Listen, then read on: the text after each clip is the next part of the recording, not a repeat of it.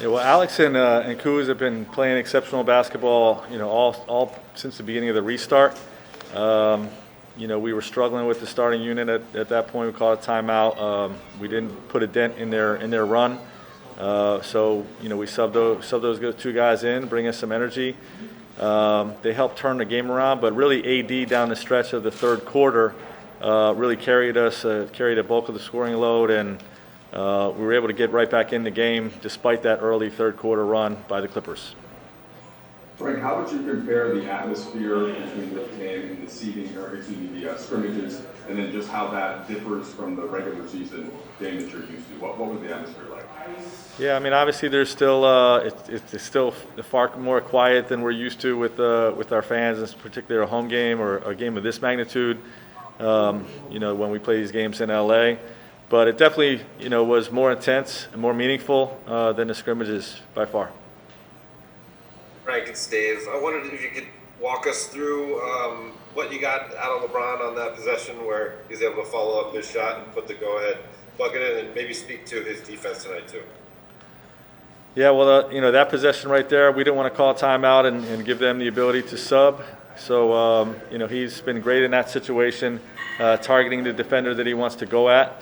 Got to the paint, got a good look, and, like you said, just followed his shot. A great competitive spirit play, and his defense on the last possession obviously helped secure the game. But all throughout, he was terrific on the ball, and as always, just a quarterback of our defense with his voice calling out coverages. Allie? All righty. Kyle Goon, please. Frank, you talked, obviously you're wearing this pin right now. You talked to us earlier today about John Lewis and a lot of your feelings about some of the social justice movements going on. What did it feel like to take part in that demonstration during the national anthem today? Yeah, I was proud to do it. I'm proud to support our players, proud to support the African American community, and proud to support racial justice.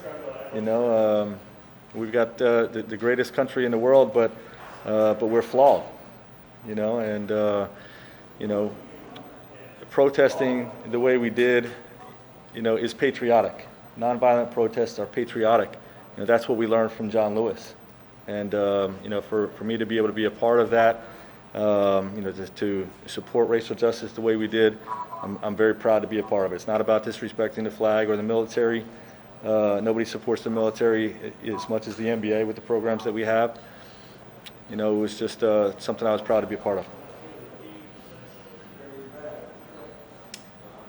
Mark Medina.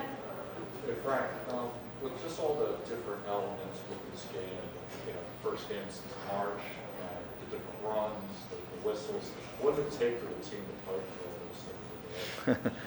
Yeah, it's unusual. We're far from a finished product. It's still a lot of habits and disciplines we have to recreate. But this group all season has had a great competitive spirit to fight through off the court adversity. And then, like we saw tonight, when the Clippers went on a run, had us on the ropes a little bit there with how well they were shooting the ball in the third quarter. We had the competitive spirit and the resolve to fight back in it. Go ahead, Tanisha. Michael Duarte? Hey Frank, two quick questions for you.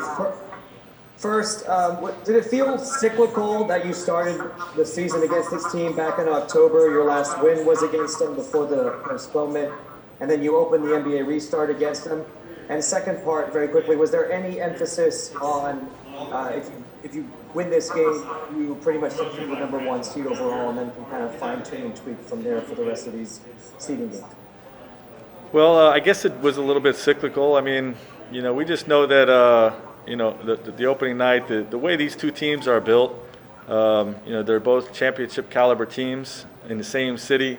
So we know there's going to be a lot of drama around that, and it's great for the league to see these two franchises go head to head.